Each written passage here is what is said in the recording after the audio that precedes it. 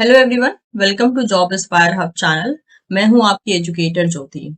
आज इस वीडियो में हम बात करने वाले हैं एक ऐसे जॉब पोस्ट के बारे में जो कि फिलहाल में रिलीज किया गया है CSIR CLRI के द्वारा, यानी कि CSIR लेदर रिसर्च इंस्टीट्यूट के द्वारा। ठीक है, अब अगर हम इसके बारे में अगर देखना चाहें तो ये जो पोस्ट के बारे में बोला गया है, ये पोस्ट है that is for the technical assistant. ठीक है, इससे जुड़े सारे इंपॉर्टेंट लिंक आपको डिस्क्रिप्शन बॉक्स में मिल जाएंगे, तो मेक श्योर आप चेक कर सकते हैं। इनफैक्ट जो भी जॉब पोस्ट में देती हूँ, मैं वीडियो में मेंशन करूँ या ना मेंशन करूँ, उससे जुड़े सारे इंपॉर्टेंट लिंक आपको डिस्क्रिप्शन बॉक्स में ही मिल जाएंगे इस पर्टिकुलर वीडियो के। तो देख सकते हैं आप, ये CSIR CLRI के द्वारा जो है ये जॉब पोस्ट निकाला गया है। मैं इनकी ऑफिशियल वेबसाइट पे हूँ और पहले ही पेज पे जो है आप देख सकते हैं, अगर मैं इसको स्क्रॉल डाउन करती हूँ तो यहाँ पे न्यूज का सेक्शन आ गया। ठीक है, न्यूज में आप देख सकते हैं पहला ही एडवर्टाइजमेंट है that is recruitment to the post of technical assistant group 3 और टोटल 22 पोस्ट जो है इसके लिए रिलीज किए गए हैं। और यहाँ पे जो है आपके पास ऑनलाइन अप्लाई करने का भी ऑप्शन है। तो जब हम इस पे क्लिक करेंगे तो हमारे सामने ये एक पेज ओपन हो जाएगा। ओके, जिसमें कि अगर आपको अप्लाई करना है तो ऑब्वियसली आपको रजिस्टर करना पड़ेगा, पासवर्ड जनरेट करना पड़ेगा अगर आप न्यू यूजर है तो न्यू रजिस्ट्रेशन के लिए आप यहाँ पे क्लिक करेंगे। उसके बाद जो है आप ऑनलाइन अप्लाई कर सकते हैं।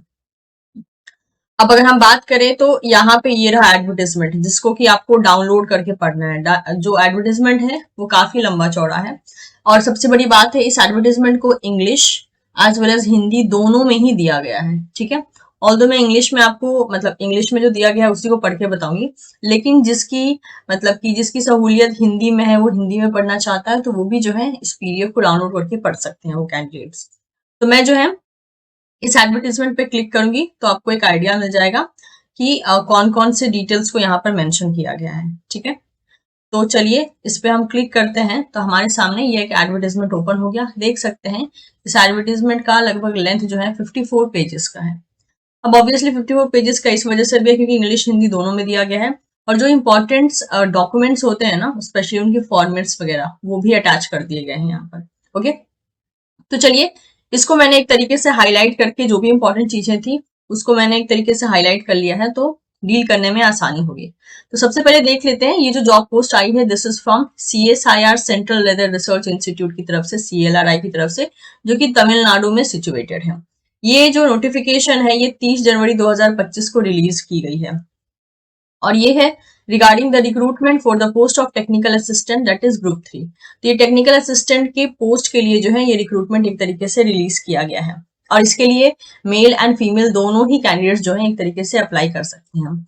तो ये फॉर्म जो है भरना शुरू हो चुका है 31 जनवरी 2025 से। लास्ट डेट रहने वाली है इसकी 1 मार्च 2025। ठीक है, इन केस अगर आपको CLRI के द्वारा नहीं पता है, जो कि चेन्नई में सिचुएटेड है, it is a premier that is constituent establishment of council of research, council of scientific and research industrial research, जिसको कि हम CSIR कहते हैं। तो ये एक CSIR बॉडी के अंडर में आने वाला इंस्टीट्यूट है जो कि एक ऑटोनोमस बॉडी की तरह काम करता है under under the department of science and industrial research that is DSIR, ministry of science and technology, government of India. ठीक है, इसके अलावा भी अगर देखा जाए तो it has a regional centre. इसके जो है रीजनल सेंटर आपको अहमदाबाद, जालंधर, कानपुर, कोलकाता में जो है देखने को मिल जाएगा।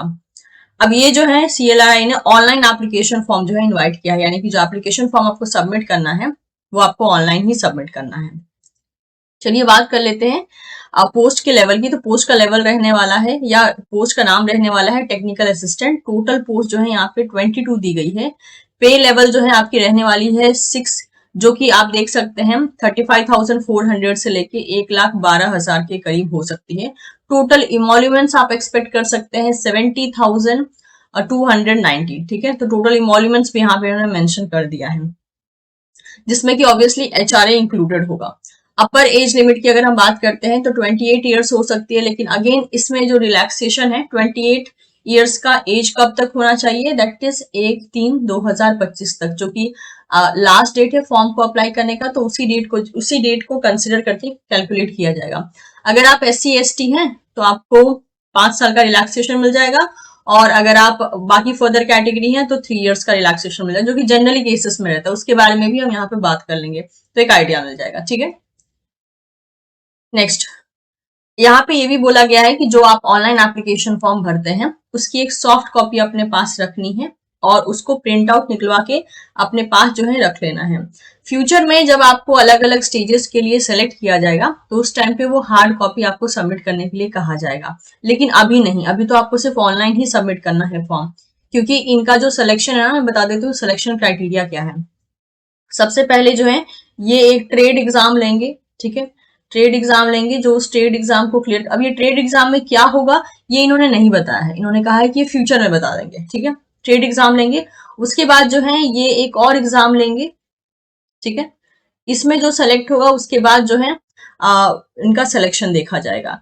तो कहा गया है कि ये जो एग्जाम है ना, इसके टाइम पे आपसे हार्ड कॉपी मांगा जा सकता है उस एप्लीकेशन फॉर्म का जो अभी आप भरोगे, क्योंकि अभी जो आप भर रहे हो वो ऑनलाइन भर रहे हो, लेकिन उसको आपको एज अ हार्ड कॉपी उसका प्रूफ जो है अपने पास रखना है, क्योंकि फ्यूचर में जब भी वो आपसे पूछेंगे इस एप्लीकेशन फॉर्म के बारे में आपको सबमिट करना पड़ेगा। और ये one of the important document है, अगर ये नहीं रहा तो आप डिस्क्वालीफाई भी हो सकते हो, डिस्पाइट ऑफ द फैक्ट कि आपने पहला राउंड क्लियर कर लिया है। तो अभी के लिए फिलहाल में आपको ऑनलाइन सबमिट करना है, लेकिन उसकी हार्ड कॉपी अपने पास रखनी है, ठीक है। अब यहाँ पे क्या किया गया है, बहुत सारे अलग अलग, मतलब जो हमारे पास टेक्निकल असिस्टेंट का पोस्ट था ना, उसको और फर्दर कैटेगरीज में डिवाइड कर दिया है। तो जैसे कि आप देख सकते हैं टेक्निकल असिस्टेंट क्वालिटी अश्योरेंस के लिए इसमें 3 पोस्ट रिलीज किए गए हैं, एक अनरिजर्व, एक ओबीसी, एक एससी के लिए। अपर एज लिमिट जो है यूआर के लिए 28 है, ओबीसी के लिए 31 है, एससी के लिए 33 है। अगेन इसमें रिलैक्सेशन अप्लाई होगा फॉर द रिजर्वेशन कैटेगरी। अब इस पहले पोस्ट के लिए क्या मांगा है, आपसे बीएससी मांगा है केमिस्ट्री में विद 60% मार्क्स और साथ ही साथ 1 साल का experience in the relevant field, या फिर आपके पास बीएससी केमिस्ट्री में हो सकता है 60% मार्क्स और 1 ईयर का फुल टाइम कोई प्रोफेशनल क्वालिफिकेशन हो सकता है रेलेवेंट डिसिप्लिन में। डिजायरेबल में आप देख सकते हैं यहाँ पे अगेन एक्सपीरियंस की ही बात की गई है, लेकिन आपको पता है डिजायरेबल में कहते हैं ना, अगर आपके पास है तो अच्छी बात है और अगर आपके पास नहीं है तो भी जो है आप अप्लाई कर सकते हैं। अच्छा, यहाँ पे मैं एक चीज मेंशन करना चाहूंगी, जैसे कि कुछ बच्चे जैसे कमेंट सेक्शन में कुछ पुराने वीडियोस में कमेंट कर रहे थे कि जिस पोस्ट में डिजायरेबल मांगा है अगर वहां पर कोई एक्सपीरियंस बंदा पहुंच गया तो नॉन एक्सपीरियंस वालों को पूछा तक नहीं जाएगा। बट मैं आपको एक चीज बता दूं, आज के टाइम में सिर्फ और सिर्फ एक ऐसा नहीं होता कि जिसके पास डिग्री है, जिसके पास एक्सपीरियंस की डिग्री है, बस उसी को ही सब कुछ दे दिया जाए। जब इंटरव्यू होता है ना, तो मान लीजिए अगर एक्सपीरियंस वाला बंदा अगर उस पोस्ट के नॉलेज को अगर जस्टिफाई नहीं कर पाता है, लेकिन एक ऐसा बंदा जो कि एक्सपीरियंस नहीं है लेकिन नॉलेज अच्छा खासा रखता है, तो उस केस में जिसके पास नॉलेज ज्यादा होती है, जिसका इंटरव्यू बेटर जाता है, उसको सेलेक्ट करने के चांसेस ज्यादा बढ़ जाते हैं। तो हम यहाँ पे बैठ के सिर्फ ये जजमेंट नहीं कर सकते हैं कि अगर किसी पोस्ट में डिजायरेबल मांग दिया है तो हम अप्लाई नहीं कर सकते हैं, क्योंकि जब हम भी जॉब पोस्ट के लिए अप्लाई करते हैं तो वहां पे दोनों पॉसिबिलिटी होती है, एक्सपीरियंस नॉन एक्सपीरियंस दोनों होती है। लेकिन कितनी बार ऐसा सिनेरियो भी देखने को मिलता है कि एक्सपीरियंस वाले से ज्यादा बेटर नॉन एक्सपीरियंस वाले ने परफॉर्म किया है, क्योंकि ऐसा तो है नहीं कि पूरी दुनिया में सिर्फ सिलेक्शन उन्हीं का हो रहा है जो एक्सपीरियंस है, फ्रेशर वालों का भी कहीं ना कहीं जो है रिक्रूटमेंट हो रहा है। तो मैं बस आपसे यही कहना चाहती हूँ, एक पॉजिटिव अप्रोच के साथ जो है, अगर आप इंटरेस्टेड होते हैं, क्योंकि अगर हम कमियां निकालना चाहें तो आई थिंक हमको अच्छी से अच्छी चीज में कमी निकालने का रीजन मिल जाएगा, लेकिन अगर हम अपॉर्चुनिटी को देखना चाहें तो ऑब्वियसली हमको हर एक चीज में जो है एक अपॉर्चुनिटी जरूर नजर आती है। और बाकी तो ऑब्वियसली आपके देखने का नजरिया है, आपके सोचने का ये तरीका है कि हाँ आप किसी पोस्ट को किस तरीके से लेकर चल रहे हो। अब जैसे इसमें डिजायरेबल में बोला है कि केस तो ये भी हो सकता है कि हो सकता है डिजायरेबल वाला कोई कैंडिडेट वहां पे ना पहुंचे, या फिर ये भी हो सकता है कि डिजायरेबल वाला कैंडिडेट पहुंचे और वो बहुत अच्छा भी कैंडिडेट निकले, बहुत अच्छा नॉलेज के साथ भी हो वो। और ये भी हो सकता है कि डिजायरेबल एक्सपीरियंस के साथ कोई कैंडिडेट जाए लेकिन उसके पास वो इन्फॉर्मेशन ना हो जिससे कि उसका इंटरव्यू और बेटर हो सके, और हो सकता है आप नॉन एक्सपीरियंस होके भी अच्छी जो है आपने एक तरीके से इंफॉर्मेशन गैदर किया हो, तो होने को कुछ भी हो सकता है। तो कहते हैं ना कि हम अपना लक, हम अपनी मेहनत और अपॉर्चुनिटी का ऑब्वियसली हमको हमेशा फायदा उठाना चाहिए। तो हमें हमेशा ऐसे ही मौकों पर कहते हैं ना खुद की क्वालिफिकेशन को एक बार प्रूव करने की जरूर कोशिश करनी चाहिए। हम बस घर में बैठ के ये नहीं सोच सकते हैं कि नहीं डिजायरेबल है, हमें तो कोई पूछेगा ही नहीं। तो मैं बस ये कहना चाहती हूँ कि एक पॉजिटिव अप्रोच के साथ जब भी हम एक ऐसे टाइम में होते हैं जब हमें जॉब सर्च करना होता है, जरूरत होती है, तो हमें एक पॉजिटिव अप्रोच जो है एक तरीके से बनाए रखना पड़ता है। ऑब्वियसली ये एक मेरा कह सकते हैं कि अब ये मेरा बस एक सुझाव था, बाकी तो आप लोग ऑब्वियसली अपना भला बुरा बिल्कुल अच्छे से सोच सकते हैं। तो बस मुझे ये नोटिस में आया तो मुझे लगा कि आपके साथ इस बारे में बोलना चाहिए। ओके तो डिजायरेबल में वही बोला है कि अगर आपके पास एक्सपीरियंस है तो आपको जो है ऑब्वियसली एक स्पेशल प्रेफरेंस मिल सकता है, लेकिन ये डिजायरेबल में है, यानी कि ऐसा नहीं है कि अगर डिजायरेबल एक्सपीरियंस आपके पास नहीं है तो आप अप्लाई नहीं कर सकते हैं। जॉब रिक्वायरमेंट्स आप देख सकते हैं कैसा रहने वाला है, ये आप एक बार गो थ्रू कर लीजिएगा इस पर्टिकुलर कॉलम को। नेक्स्ट बात करते हैं टेक्निकल असिस्टेंट फाइन केमिकल्स के लिए, ठीक है, टीए 2502। एक ही पोस्ट रहने वाली है, 38 ईयर्स इसका एज लिमिट है, और इसमें भी जो है लगभग सेम वही मांगा गया है, BSc in chemistry 60% marks with 1 year experience in the relevant discipline, या फिर BSc in chemistry with 60% marks और 1 ईयर का कोई फुल टाइम प्रोफेशनल क्वालिफिकेशन हो सेम डिपार्टमेंट से, दैट इज केमिस्ट्री सेक्शन से। ठीक है, ये हो गया आपके सेकेंड पोस्ट की बात। नेक्स्ट बात कर लेते हैं यहाँ पे post 3, that is technical assistant, that is instrumentation के लिए। ठीक है, इसमें एक पोस्ट है ईडब्ल्यूएस के लिए, 28 ईयर्स एज लिमिट रहने वाली। इसमें डिप्लोमा मांगा है, दैट इज इन इलेक्ट्रॉनिक्स या इंस्ट्रूमेंटेशन या engineering with 3 year full time duration with minimum 60% marks. ठीक है, और साथ ही साथ 2 साल का रेलेवेंट एक्सपीरियंस भी मांगा है, या फिर सेम क्वालिफिकेशन के साथ जो है आपका यहाँ पे मांगा है 60% marks with 2 year relevant experience in, sorry that is 2 year experience in relevant field. ठीक है, तो वही सेम टू सेम यहाँ पे भी वो चीजें बन गई है, यहाँ पे 3 ईयर्स का कोर्स बोला था, यहाँ पे 2 ईयर्स का कोर्स बोला है, ये आप देख सकते हैं। नेक्स्ट बात कर लेते हैं यहाँ पर फोर्थ पोस्ट की, technical assistant, that is in animal house. Unreserve के लिए एक पोस्ट है, 28 ईयर्स रहने वाली है, बीएससी इन जूलॉजी मांगा है, या फिर जूलॉजी में हो सकता है, बायोटेक्नोलॉजी में हो सकता है, 60% मार्क्स के साथ, और साथ ही साथ 1 साल का एक्सपीरियंस मांगा है, that is in relevant discipline. या फिर आपके पास बीएससी जूलॉजी हो या बायोटेक्नोलॉजी हो 60% मार्क्स के साथ, और साथ ही साथ 1 ईयर का फुल टाइम कोई प्रोफेशनल क्वालिफिकेशन हो इन रेलेवेंट डिसिप्लिन। तो जहां तक मुझे लगता है कि अगर आप बीएससी या बीएससी के स्टूडेंट अगर हैं और अगर आपने कहीं लैब में भी 1 साल का एक्सपीरियंस लिया है ना, तो इन दैट केस आपको आप जो है यहाँ पे अप्लाई कर सकते हैं। मतलब ऐसे क्योंकि यहाँ पे रेलेवेंट फील्ड पूछा है, तो आपने अगर मान लीजिए किसी प्रोजेक्ट पे भी काम किया है, जैसे होता है ना लैब वगैरह में, कितनी बार होता है कि हमको मौका मिल जाता है काम करने का, तो इन दैट केस आप जो है इसमें अप्लाई कर सकते हैं। या फिर मान लीजिए अगर आपने किसी इंस्टीट्यूट के द्वारा 1 ईयर का कोई एक तरीके से एक्सपीरियंस लिया है, लेकिन उसका सर्टिफिकेशन है आपके पास, तो भी जो है आप इस केस में यहाँ पे अप्लाई कर सकते हैं। ठीक है, तो ये था साइंस वालों के लिए। आई थिंक इसमें साइंस वाले एलिजिबल हो जाएंगे क्योंकि बीएससी इन जूलॉजी या बायोटेक्नोलॉजी बोला है। ठीक है, या फिर इक्विवेलेंट। ठीक है, यानी कि जूलॉजी हो सकता है, बायोटेक्नोलॉजी में हो सकता है, या फिर इक्विवेलेंट रेलेवेंट फील्ड में हो सकता है। यानी कि अगर आप जूलॉजी के हैं तो अप्लाई कर ही सकते हैं, और इक्विवेलेंट बोला है तो बाकी जो लाइफ साइंस के डिपार्टमेंट होते हैं वो भी यहाँ पे अप्लाई कर सकते हैं। नेक्स्ट पोस्ट के बारे में देख लेते हैं, again technical assistant fifth post के बारे में, दैट इज लेदर प्रोसेसिंग के लिए 4 पोस्ट है। ईडब्ल्यूएस के लिए एक, ओबीसी के लिए एक, एससी के लिए एक और एसटी के लिए एक है। ठीक है, 28 years for EWS, 31 for OBC and 33 for SC ST के लिए रहने वाला है। इसमें डिप्लोमा मांगा है, that is in leather technology of at least 3 year full time duration, और इट्स इक्विवेलेंट विथ 60% मार्क्स और 2 साल का एक्सपीरियंस चाहिए।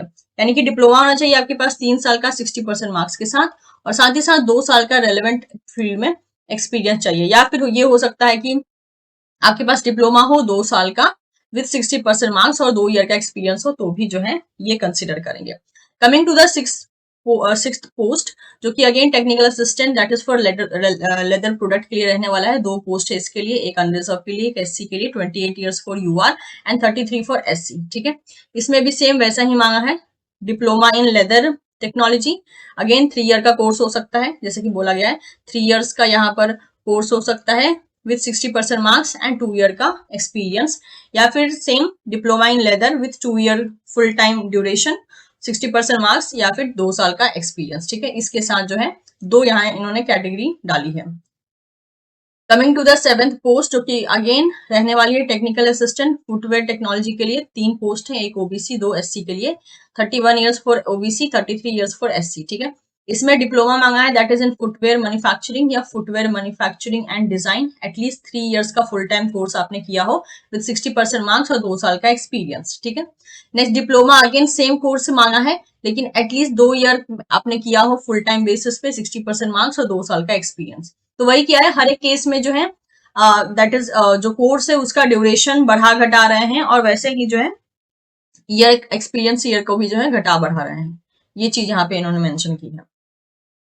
नेक्स्ट बात करते हैं यहाँ पे 8th पोस्ट के बारे में अगेन ये फैशन एंड डिजाइन के लिए रहने वाला टेक्निकल असिस्टेंट का पोस्ट, एक ही पोस्ट है, अनरिजर्व पीरियड, 28 ईयर्स एज रहने वाला है, डिप्लोमा इन डिजाइन या fashion design and technology, 3 year का फुल टाइम कोर्स होना चाहिए विद 60% मार्क्स और 2 साल का एक्सपीरियंस।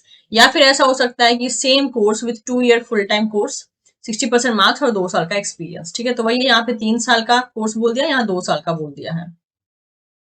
9th नंबर पोस्ट के बारे में देख लेते हैं। 9th नंबर जो पोस्ट है ये रहने वाला technical assistant for the textile technology. Post एक ही रहने वाली है for EWS, 28 years age limit रहने वाली है, डिप्लोमा चाहिए that is in textile technology या textile engineering with at least 3 year full time duration. Full time duration मतलब कि ये जो कोर्स जो आप करोगे डिप्लोमा वो 3 साल का रहना चाहिए 60% मार्क्स के साथ, और 2 साल का जो है आपके पास रेलेवेंट फील्ड में एक्सपीरियंस चाहिए। या फिर सेम रहेगा 2 साल के कोर्स के साथ 60% मार्क्स एंड 2 साल का एक्सपीरियंस। तो वही यहाँ पे 3 साल का कोर्स कर दिया, यहाँ 2 साल का कर दिया, बाकी सेम रखा गया है। 10th नंबर पोस्ट को देख लेते हैं। ये रहने वाली है obviously for technical assistant common science facilities for biological lab. ठीक है, इसमें एक पोस्ट है एससी के लिए, 33 ईयर्स एज लिमिट रहने वाले, बीएससी जूलॉजी, बायोटेक्नोलॉजी, बायोकेमिस्ट्री या फिर उसके इक्विवेलेंट डिग्री जो है विद 60% मार्क्स और 1 साल का रिसर्च एक्सपीरियंस रेलेवेंट फील्ड में अगर है तो आप जो है अप्लाई कर सकते हैं इसके लिए। या फिर आपके पास सेम वही बीएससी जूलॉजी या बायोटेक्नोलॉजी या बायोकेमिस्ट्री या फिर विद 60% मार्क्स आपके पास होना चाहिए, और and 1 year full time professional qualification, किसी भी टाइप का एक रेलेवेंट फील्ड में प्रोफेशनल क्वालिफिकेशन होना चाहिए।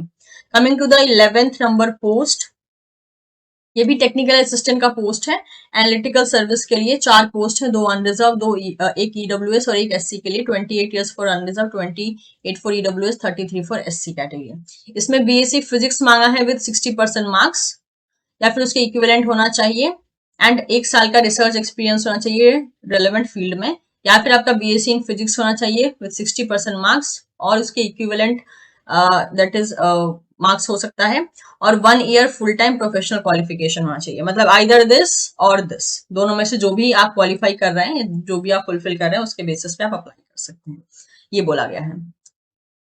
तो इसके अलावा जो भी पोस्ट है उसमें डिफरेंट टाइप के अलाउंस भी आपको दिए जाएंगे जब आपका फाइनल सिलेक्शन हो जाएगा। तो एप्लीकेशन के लिए जो है आपका इंडियन सिटीजन होना जरूरी है, ऐसा मेंशन किया गया है। नेक्स्ट, आप चाहें तो मल्टीपल पोस्ट के लिए भी अप्लाई कर सकते हैं, लेकिन उसके लिए आपको मल्टीपल एक तरीके से एप्लीकेशन फॉर्म सबमिट करना होगा। Okay, separate application form submit करना होगा हर एक पोस्ट के लिए जिसके लिए आप अप्लाई कर रहे हैं।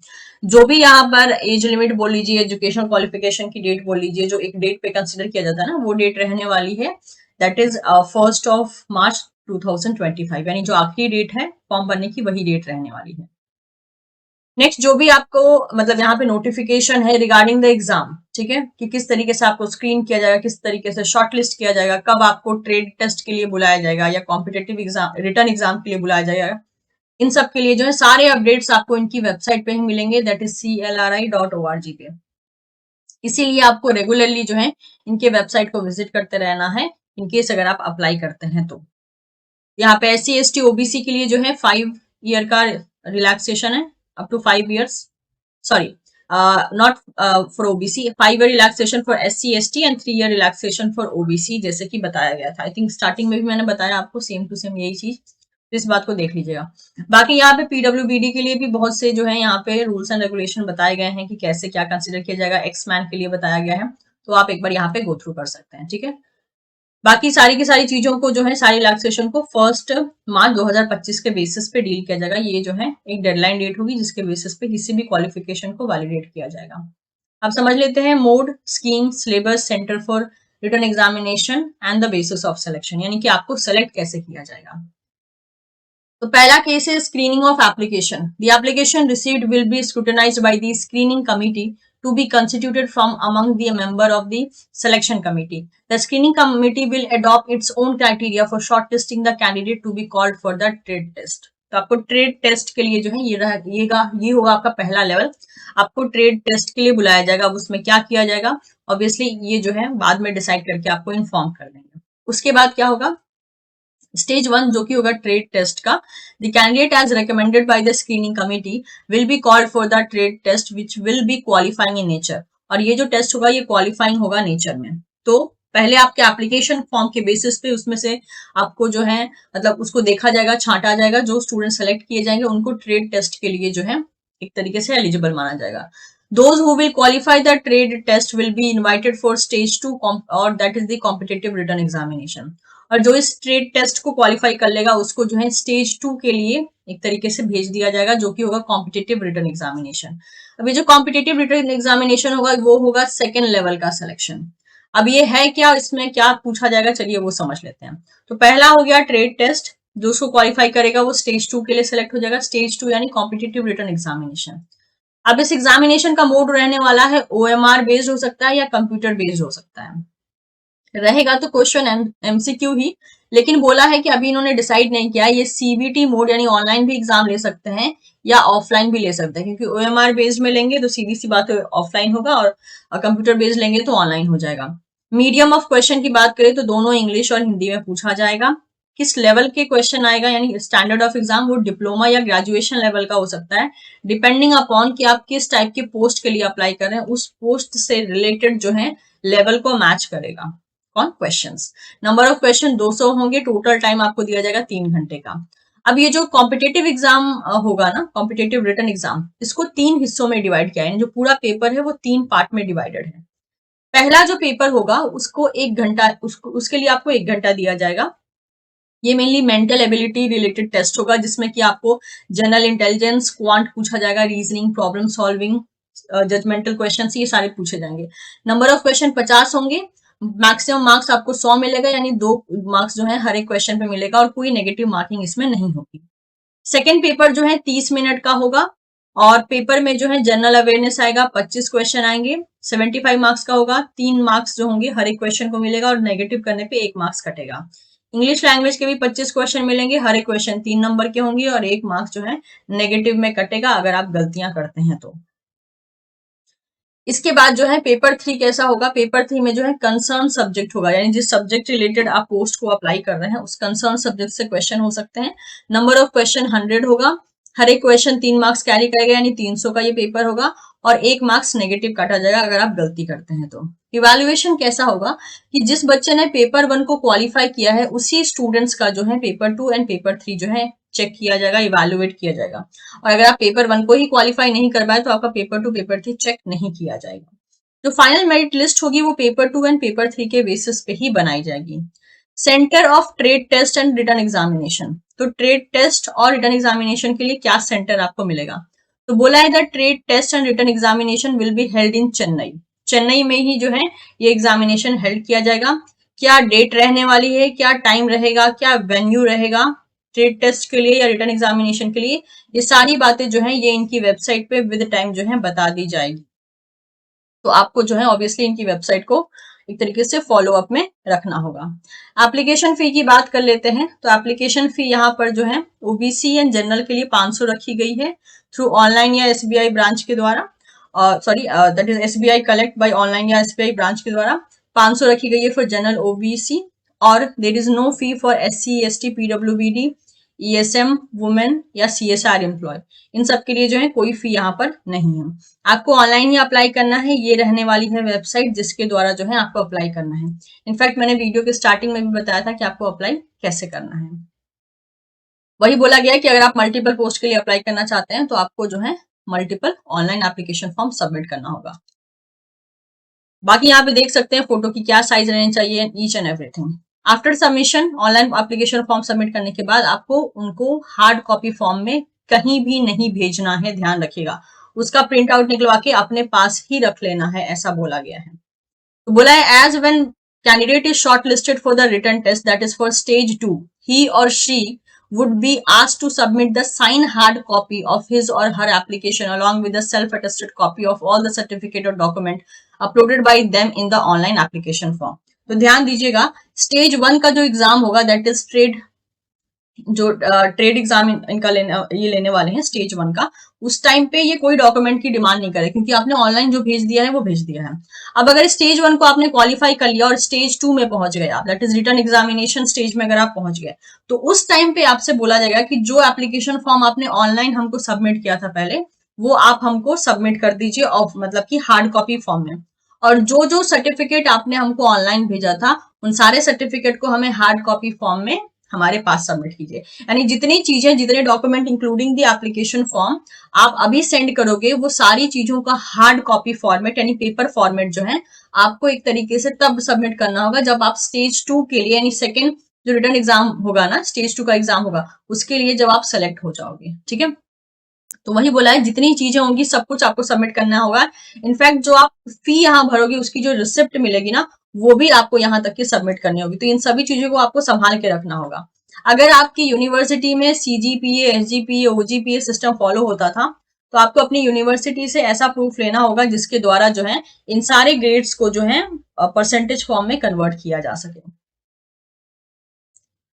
नेक्स्ट वही बोला है, document to be attach along with the hard copy of application form to be sent by the post. और अगर इन केस, अगर मान लेते हैं कि एग्जामिनेशन होने के बाद और ये रिजल्ट वगैरह निकालने में अगर दिक्कत, मतलब लेट करते हैं, तो आपसे ये भी कहा जा सकता है कि आप उन एप्लीकेशन फॉर्म के हार्ड कॉपी को और अपने सारे डॉक्यूमेंट को बाई पोस्ट भेजिए। लेकिन ये तब होगा जब आप राउंड 2 के लिए सेलेक्ट हो जाओगे, राउंड फर्स्ट तक ये कुछ नहीं होगा। तो इसलिए आपको ये सब चीजें अपने पास रखनी है, लेकिन ये तभी आपको सबमिट करना है जब वो बोलेंगे। अगर वो नहीं बोलते हैं तो आपको सबमिट नहीं करना है। सारे डॉक्यूमेंट्स पे जो है ऑब्वियसली, सॉरी, जो एप्लीकेशन फॉर्म है उस पे जो है कैंडिडेट का सिग्नेचर होना जरूरी है, और सारी रिसिप्ट भी आपको भेजनी है। और साथ ही साथ यहाँ बोला गया कि कौन कौन से डॉक्यूमेंट्स पे जो है सेल्फ अटेस्टेशन जरूरी होगा, यानी खुद का साइन जरूरी होगा। तो आप एक बार गो थ्रू कर सकते हैं। ओके, तो ये हो गया सारा का सारा डिटेल, जितनी भी चीजें थी रिगार्डिंग दिस पोस्ट वो मैंने कवर कर लिया। आपने देखा कि ये जो एक पर्टिकुलर पोस्ट है, अगर एक तरीके से देखा जाए तो ऐसे स्टूडेंट जिन्होंने डिप्लोमा किया है, ठीक है, डिप्लोमा हो गया, बीएससी हो गया, इसके अलावा डिपार्टमेंट्स अगर देखा जाए तो यहाँ पे इंजीनियरिंग के भी स्टूडेंट्स एलिजिबल हैं, केमिस्ट्री के स्टूडेंट्स एलिजिबल हैं, फिजिक्स के हैं, ठीक है, इसके अलावा लाइफ साइंस के हैं। तो ये सारी कैटेगरी के जो स्टूडेंट्स हैं उनकी एलिजिबिलिटी यहाँ पर एक तरीके से आपको देखने को मिल जा रही है। तो आप देख लीजिए, इन केस अगर आपकी एलिजिबिलिटी है, आप इंटरेस्टेड हैं, तो आप इन पोस्ट के लिए जो है अप्लाई कर सकते हैं, जो कि रहने वाली है टेक्निकल असिस्टेंट की पोस्ट, जो कि ग्रुप 3 के अंडर में आता है। ओके, इससे जुड़ी सारी इंपॉर्टेंट लिंक आपको डिस्क्रिप्शन बॉक्स में मिल जाएंगे। वीडियो इन्फॉर्मेटिव लगा हो तो चैनल को सब्सक्राइब कर सकते हैं, वीडियो को लाइक कर सकते हैं और इसे अपने दोस्तों के साथ भी शेयर कर सकते हैं। Thank you so much, will see you soon in the next session. Bye bye.